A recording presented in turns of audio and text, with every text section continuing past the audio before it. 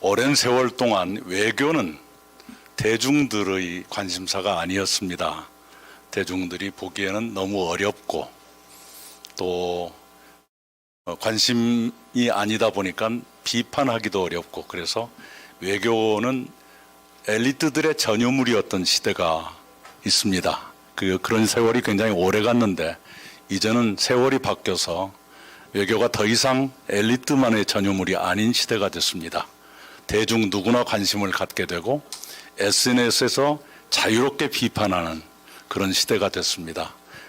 그런 점에서 제가 대한민국 생존 전략이라는 책을 써서 국민과 공유하고 싶었고, 오늘 강연도 그런 관점에서 하게 될 겁니다. 어렵지 않게 설명하도록 하겠습니다. 대한민국이 매우 특별한 나라입니다. 나폴레옹이 말하기를 지도를 보면 그 나라의 대외 정책이 보인다 이렇게 했는데요. 정말로 대한민국의 지도를 보면 대한민국의 각박한 운명을 느끼게 됩니다. 지구상에 200여 개 나라가 있는데 4강국에 에워싸인 곳은 한반도밖에 없습니다. 그 한반도마저도 남북으로 나눠져 가지고 북쪽에는 핵무기를 가진 북한이 있지요. 그런 여건에 놓인 나라는 전 세계 대한민국밖에 없습니다. 그래서 대한민국은 운명적으로 네 가지의 성격, 네 가지의 운명을 안고 살아야 합니다. 그 네 가지의 운명은 이렇습니다. 첫째는 대한민국은 분단 국가입니다. 남북으로 나뉘어서 70년 이상을 지냈고 전쟁도 3년 이상 했습니다. 그렇기 때문에 우리에게는 평화가 매우 소중합니다. 늘 평화를 확보해야 되는 것이 우리의 숙명입니다. 두 번째는 동맹국가입니다. 대한민국은 세계 최강국 미국의 동맹국가입니다. 대한민국은 세계에서 유일하게 미국과만 동맹관계를 맺고 있습니다. 그렇게 우리는 딱 70년을 살았어요.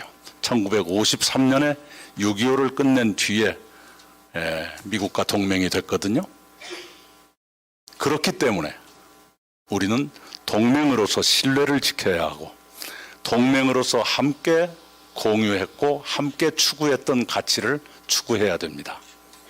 민주주의, 인권, 다양성의 포용, 이런 것들을 우리가 추구해 가야 됩니다. 이미 우리 국민들은 그런 가치관 속에서 살았기 때문에 그 길로 계속 갈 수밖에 없습니다. 그게 국민들의 요구이기도 합니다. 그것이 두 번째 숙명입니다. 세 번째 숙명은 대한민국은 반도국가입니다. 육지의 맨 끝에 꼬리처럼 붙어 있는 것이 한반도입니다. 그래서 한반도는 대륙 세력과 해양 세력의 교량인데, 불행하게도 교량으로서 살아온 세월은 짧고 양 세력의 각축장, 전쟁터로 살았던 세월이 더 많습니다. 대륙의 끝에 붙어 있는데 어떤 나라 옆에 붙어 있느냐 하면 하필이면 세계에서 제일 인구가 많고 미국한테 도전하는 유일한 나라 중국이 옆에 있고, 세계에서 가장 면적이 넓은 그리고 대단히 공격적인 러시아하고 같이 있습니다. 그 인접하는 나라들과 안정적인 관계를 유지해야 됩니다. 어느 경우에도 적대적이 돼서는 안 됩니다. 이것 또한 대한민국의 운명입니다. 네 번째, 대한민국은 통상국가입니다. 무역으로 먹고 사는 나라입니다. 세계 200여 개 나라와 무역을 해서 먹고 삽니다. 우리 경제에서 무역이 차지하는 비중, 그것을 전문 용어로 무역 의존도 이렇게 말합니다. 그것이 해마다 올라갔다 내려갔다 해요. 전체 GDP에서 무역이 차지하는 비중이 얼마냐 이렇게 계산하기 때문에 GDP에 따라서 또는 무역고에 따라서 올라갔다 내려갔다 합니다. 낮았을 때가 60%, 높았을 때는 85%. 무역 의존이 굉장히 높은 나라예요. 쉬운 말로 하면 장사해야 먹고 사는 나라예요. 그렇기 때문에 지구상에 있는 200여 개 나라가 모두 우리의 손님이 될 수 있는 그런 처지죠. 장사하는 사람이 손님 마음에 안 든다고 욕하고 싸울 수는 없잖아요. 어느 손님이든 간에 기왕이면 좋은 관계를 유지해야 되는 것이 우리입니다. 손님과 손님 사이를 이간한다든가 서로 싸움 붙인다든가 이렇게 해도 안 됩니다. 우리 대통령이 두바이에 가가지고 이란은 당신들의 적이다 이렇게 말하는 것도 안 되는 거예요. 왜 남을 싸움 붙입니까? 그럼 아니요. 오늘은 누구 흉보려고 온 게 아니에요. 그냥 예를 들다 보니까 그렇게 됐어요. 이 네 가지 운명이 맞아떨어지면 얼마나 좋겠습니까? 그런데 전혀 맞아떨어지지가 않아요. 하나를 잘하면 딴 쪽에서 틀어지고 이렇게 됩니다. 우리 역대 정부를 보면 민주당 정부 때는 분단 국가를 조금 더 강조해서 평화를 위해서 노력을 해요. 이 특징입니다. 그리고 보수 정부는 동맹 국가를 좀 강조해요. 그것은 있을 수 있습니다. 모든 것이 똑같을 수는 없으니까요. 단지 너무 한 가지를 절대적인 것처럼 하면은 다른 쪽이 어긋나게 돼 있어요. 지금 정부는 동맹 국가를 지나칠 정도로 강조하는 것 같아요. 한미 동맹만 잘 되면 모든 것이 해결될 것처럼 생각하는 것 같은데 현실은 그렇지가 않습니다. 제가 그저께 SNS에 썼어요. 역대 정부가 대체로 그랬지만 지금 정부는 더 그래요. 중국에 대한 정책, 러시아에 대한 정책, 북한에 대한 정책이 뚜렷하게 확립되어 있질 않습니다. 그쪽에 대한 정책이 없다 보니까 그쪽에서는 어떻게 보느냐 그러면 우리 대미 정책, 이쪽이라면 자기네가 이쪽인 것처럼 받아들여요. 미국하고 지나치게 깊게 포옹하면 중국이 화를 내요. 또는 러시아가 반발해요. 북한은 도발하고 또 격렬한 반응을 보이죠. 바로 그것을 어떻게 관리할 것인가 하는 것이 대한민국 외교의 큰 숙제입니다. 말하자면 우리가 동맹 국가이니까 한미 동맹을 잘 지켜야 한다. 일본과도 잘 지내는 것이 좋다. 그 말까지는 맞는데 그런다고 해서 중국, 러시아하고 척지고 살 수 있는가? 북한을 계속 몰아붙여도 되는가? 그렇지가 않아요. 그게 이 네 가지 요건, 동맹국가 아니 반도국가, 우리 윤영찬 의원이 지금 들어섰습니다. 네.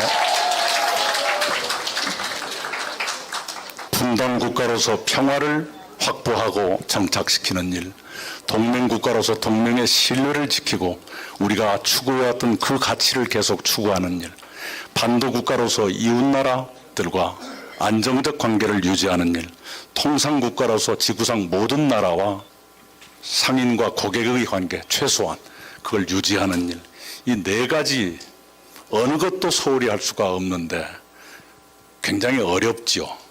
어려운데 불가능한 것은 아니에요. 우리가 그 네 가지를 비교적 성공시킨 경험이 있습니다. 김대중 정부 때 그렇게 했어요.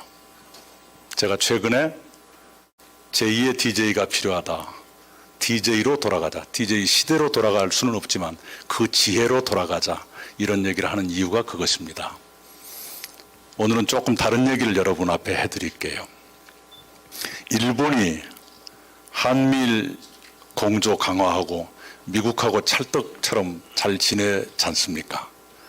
그런데 꼭 그러냐 하면 그렇지만은 않아요. 최근에 우리 선생님 금방 아실 거예요. 이 미일 동맹을 마구 강화하고 그러다 보니까 일본 내에서 중국의 인권 문제를 거론한다든가 아소타로라고 하는 전 총리가 대만에 간다든가 굉장히 중국을 자극할 만한 일들을 해요. 그런데 그것으로 끝나는 것이 아니라 일본 기시다 총리가 이렇게 했습니다. 우선 일본 정계의 최고 원로 니카이 도시히로라는 분을 일중의원연맹 회장으로 지명해서 중국을 책임져 주십시오 라고 하고 자기 직전 총리 스가 요시히데를 한반도 책임자로 지목해서 한반도 좀 잘 챙겨주십시오. 이렇게 하고 또 최근에는 이런 일이 있었어요. 일본이 매번 위안부 문제를 부정하고 하는 것 같지만 그러지 않은 시기도 있었거든요. 위안부 모집과 운영에 일본군이 관여했다라는 걸 일본 정부가 인정한 때가 있었어요. 그것을 고노 담화라고 그래요. 고노가 발표했다. 고노 담화. 관방장관으로서 고노 담화를 발표했던 고노 요헤이 전 중의원 의장을 단장으로 하는 일본 경제계 대표단, 일본 경제인 수십 명을 고노 요헤이 씨가 함께 중국을 가서 경제 협력에 관한 협의를 하고 돌아와요. 우리하고 좀 다르지요. 미국하고 짝짱국이 되고 중국을 마구 공격하는 것 같지만 뒤에서는 그렇지가 않아요. 그것을 일본 사람들은 중층 외교라고 부릅니다. 여러 층이 있다. 맨 껍데기 층은 미일 동맹으로 보이지만 그 속에 뚜껑을 열어보면 안 그럴 수도 있다. 일본은 동아시아의 끝에 있는데 동아시아가 안정되려면 중국과 안정적으로 지낼 수밖에 없다. 그리고 북한이 미사일을 쏘면 늘 일본 연도를 넘어가잖아요. 그러지 못하게 하려면 북한과도 대화를 해야겠다. 그러기 위해서 공식 발표는 미국과 함께 북한에 대해서 혼내주겠다. 중국의 뭐도 좀 잘못됐다. 이렇게 하지만 뒤에서는 그렇게 하고 있거든요. 그것을 중층 외교라 불러요. 거기에 비하면 우리는 조금 층이 얇지요. 뒤가 없어요. 이게 단층 외교라 할까요? 이것을 지금 정부가 고쳤으면 좋겠어요. 왜냐하면 어느 한쪽을 무시해도 좋을 만한 상태가 아니니까요. 물론 한미동맹은 중요합니다. 모든 것이 한미동맹을 가운데 놓고 봐야 돼요. 김대중 대통령은 사관과 잘 지냈지만 그분은 항상 그렇게 말씀했어요. 한미동맹은 우리의 운명이다 그랬어요. 그 한미동맹을 가운데 놓고 중국과도 잘 지내고 일본과도 잘 지내고 러시아와도 안정적 관계를 가져가고 DJ 표현을 빌리자면 개울에 들어간 소처럼 양쪽 뚝에 있는 풀을 다 뜯어 먹어야 한다. 예, 그게 DJ의 표현이에요. 우리가 그러지 못하고 있습니다.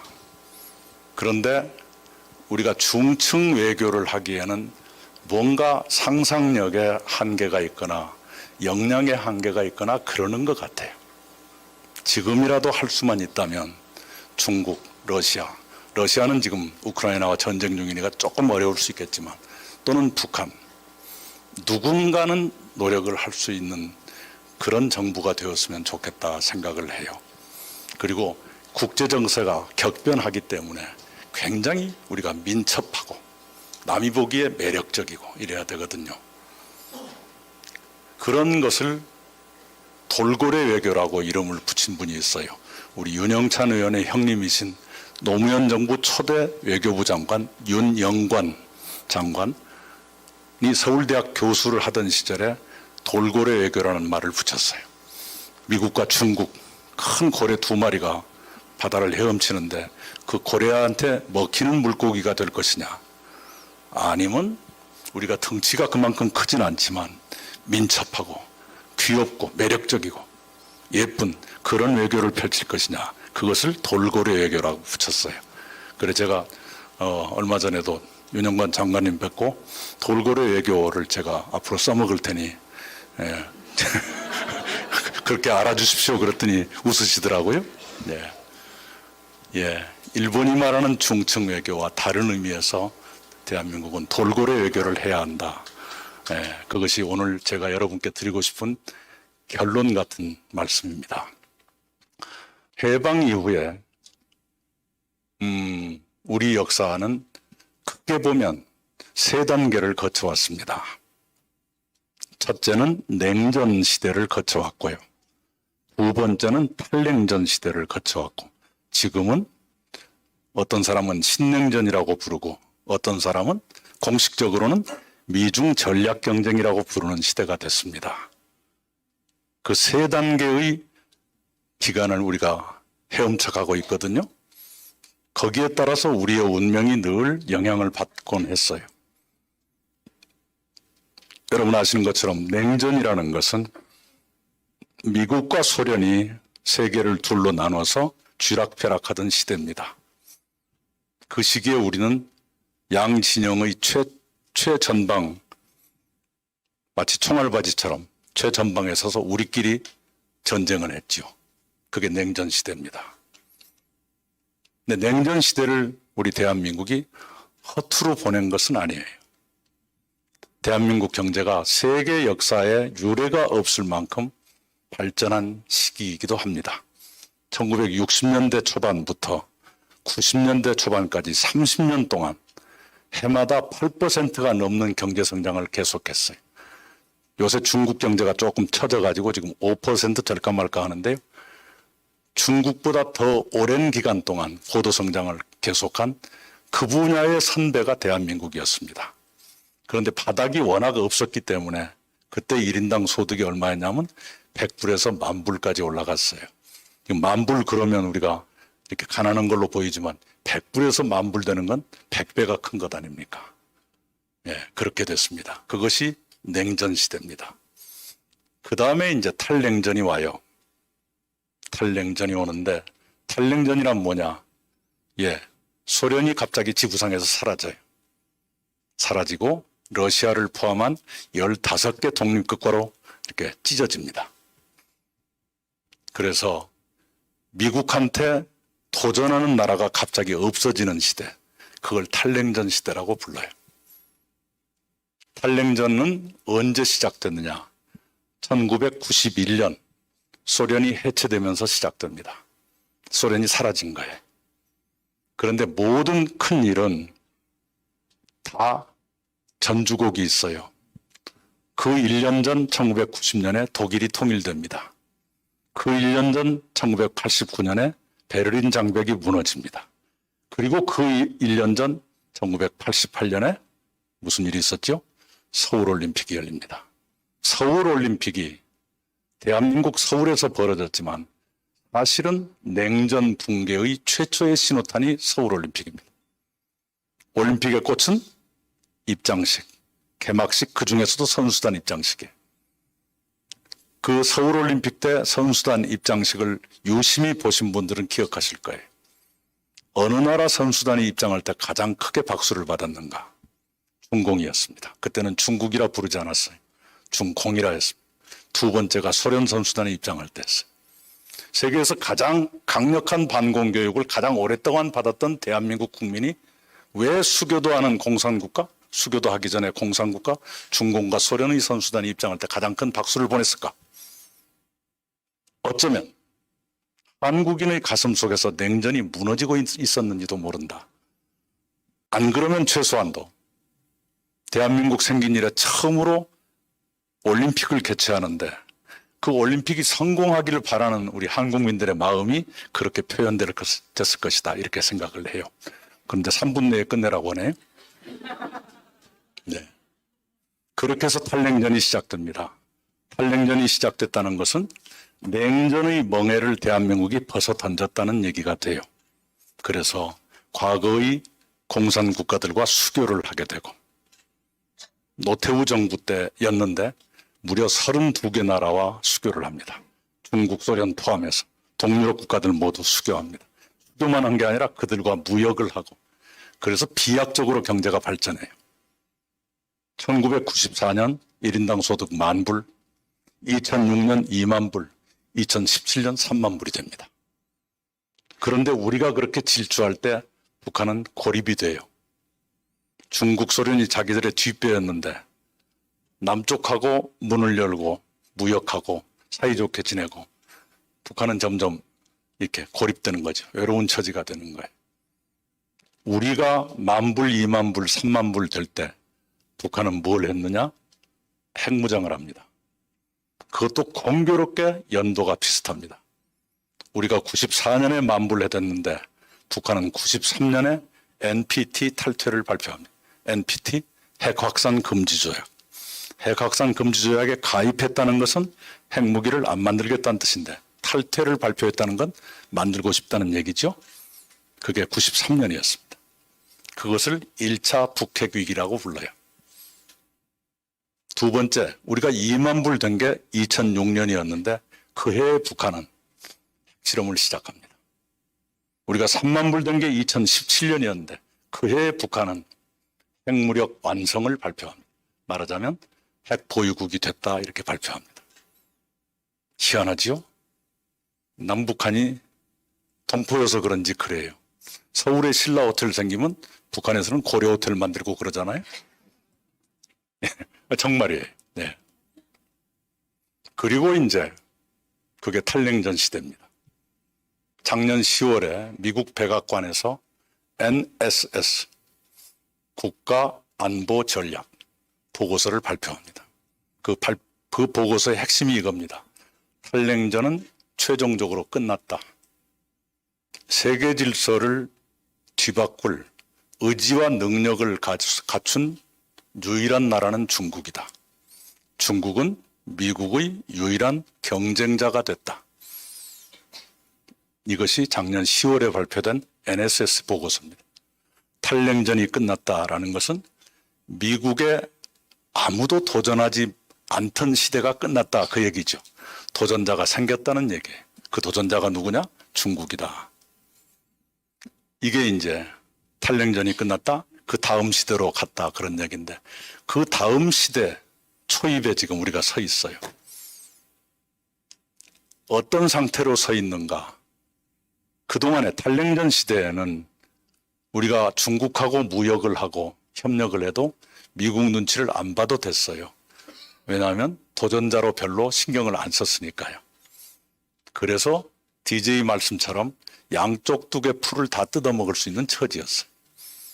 그런데 이제는 미국이 중국을 도전자로 인정하니까 우리가 중국하고 뭐 좀 하려고 그러면 눈치를 봐야 되는, 미국이 몹시 싫어하는, 반대로 미국하고 뭐 좀 하려고 그러면 중국이 또 반발하는 이런 시대가 있습니다. 말하자면 양쪽 두 개 풀을 마음 놓고 뜯어먹는 시대가 끝났다 그런 얘기입니다.